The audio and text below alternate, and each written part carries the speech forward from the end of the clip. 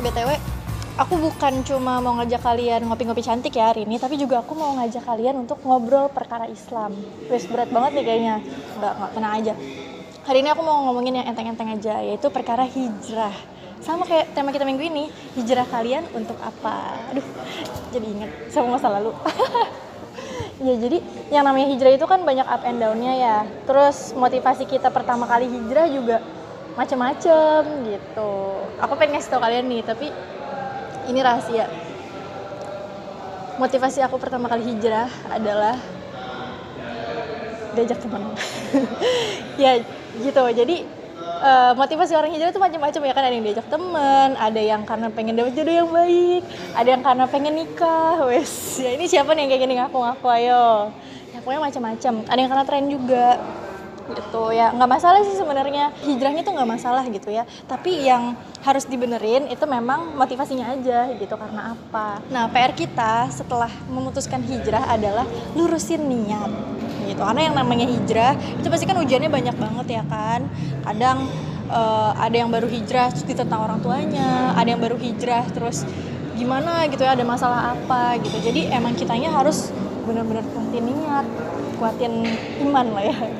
Jadi yang namanya hijrah itu pasti kan ada ujiannya ya kan. Jangan sampai ketika kita diuji sedikit aja gitu, terus kitanya langsung lemah, kitanya langsung goyang, langsung goncang, dan nauzubillah min dzalik gitu ya, malahan balik lagi ke zaman jahiliyah dulu. Jangan sampai gitu. Jadi seiring berjalannya waktu hijrah, seiring berjalannya waktu itu juga diiringi dengan proses meluruskan niat supaya kitanya juga istiqomah, supaya kitanya tuh ikhlas gitu ngerjalanin apa-apa yang Allah perintahin. Ngomong-ngomong soal istiqomah nih ya, aku pengen nanya deh sama kalian, kira-kira tips kalian buat istiqomah tuh apa? Apa ayo? Ini sambil aku ngopi, kalian jawab ya. Gak apa-apa, jawab aja. Di komen juga boleh. Apa ayo? Aku berantakan gak sih? Tapi kalau misalnya aku nih ya, kalau aku pribadi tips istiqomah ala aku yang udah pernah aku rasain sih ya. Yang pertama itu pasti kalau kita mau hijrah, kalau mau istiqomah, yang pertama itu cari teman solihah gitu. Karena kalau misalnya kita hijrah sendirian, aduh susah banget gitu. Yang aku rasain hijrah sendirian itu bisa futur lagi gitu, karena kita nggak selamanya merasa diawasin gitu sama Allah. Kadang ada aja gitu futurnya, ada aja gitu blanknya, iya ya, jadi ngelakuin dosa deh gitu. Tapi ketika kita punya teman yang selalu ngingetin kita, ketika kita punya teman yang bisa kita lihat, oh dia aja semangat nih istiqomah gitu, semangat nih taatnya udah sampai sini, amalan-amalannya udah ini gitu. Nah jadinya kita semangat juga gitu ke bawah. Apalagi kalau misalnya kita punya temennya yang banyak ya. Nah ini kalau misalnya nyari teman soleh jangan cuma satu doang, carinya yang banyak gitu, supaya kalau yang satu lupa ngingetin kita, yang satu ada yang ngingetin kita, banyak nih yang ngingetin kita gitu. Jadi yang pertama cari teman solihah.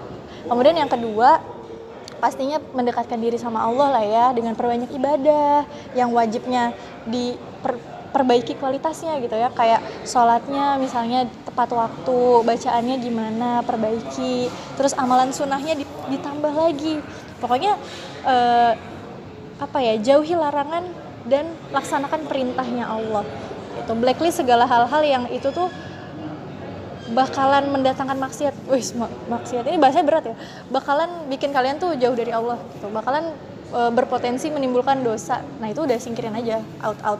Hal yang sia-sia ya udah, gibah-gibah udah cut aja gitu. Jadi yang kedua adalah mendekatkan diri sama Allah dengan perbanyak ibadah dan menjauhi larangannya. Kemudian yang ketiga, nah ini nih kayaknya yang kalian mesti notice deh, karena aku pribadi ya, dengan menjalankan hal yang ketiga ini yang justru bisa ngiket aku buat istiqomah gitu. Apakah itu? Ya itu adalah mengkaji Islam secara intensif gitu, secara rutin gitu. Kenapa sih kok rutin? Ya karena kalau misalnya nggak rutin, itu namanya kajian tematik gitu. Kalau misalnya rutin, jadi pemahaman kita itu utuh gitu. Hijrah kita nggak cuma hijrah pakaian aja, nggak cuma hijrah ikut-ikutan aja, tapi juga hijrah pemikiran gitu. Pemikirannya kayak gimana? Pemikiran Islam yang pemahamannya itu standarnya benar. Dan insya Allah kalau misalnya rutin, kajian intensif, otomatis kita juga kan terbina ya. Jadi ilmu-ilmu yang kita dapat itu bisa langsung kita praktekin. Masalah-masalah yang kita temui itu bisa kita langsung cari solusinya, sehingga ilmu yang kita praktekin itu, terus solusi-solusi yang kita terapin itu bisa mencerminkan bagaimana sih the real life muslim sebenarnya, kayak gitu ya. Bukan cuma sakofanya doang yang banyak tapi giliran prakteknya nol gitu, nggak seperti itu gitu. Jadi di yang ketiga ini sih aku ngerasanya gitu, dengan kajian rutin ini bisa mendapatkan pemahaman yang utuh gitu. So kalau misalnya kita udah hijrah pemikiran gitu ya, itu pasti standarnya itu udah terganti dengan Islam. Jadi kita gampang nge-blacklist hal-hal yang di situ bikin Allah murka, bikin Allah nggak seneng. Jadi standar pilihan kita tuh udah ketebak gitu loh. Pasti yang kalau nggak yang A, B ya C gitu. Nggak mungkin yang D, E, karena ini ternyata yang udah Allah larang gitu. Jadi itu udah tersingkirkan. Tapi kalau misalnya nih kita masih memprioritaskan selain Allah gitu ya, kita masih belum menempatkan Allah sebagai standar prioritas kita. Misalnya baru dipecat kerja, terus ya kepepet kan, butuh uang, ada kerjanya yang riba, diambil. Nah ini bener nggak sih hijrahnya? Atau misalnya mau nikah nih, gagal ta'aruf, terus ya udah kepengen nikah banget, malahan ngambil jalannya dengan pacaran. Nah ini kira-kira hijrahnya beneran nggak sih? Beneran udah hijrah apa belum sih? Gitu. Jadi karena apa sih sebenarnya standarnya kita kan udah ada ya. Gitu. Kalau misalnya kita masih milih hal yang itu, ini yang patut dipertanyakan. Apakah standar itu berlakunya cuma segmented aja dalam kondisi tertentu? Apakah bisa kita terapkan dalam kondisi apapun, bahkan dalam kondisi kepepet sekalipun? Jadi yuk kita muhasabah sama-sama, udah bisa belum sih kita nerapin Islam dalam segala kondisi? Kalau gitu, selamat ngopi teman-teman. Wassalamualaikum warahmatullahi wabarakatuh.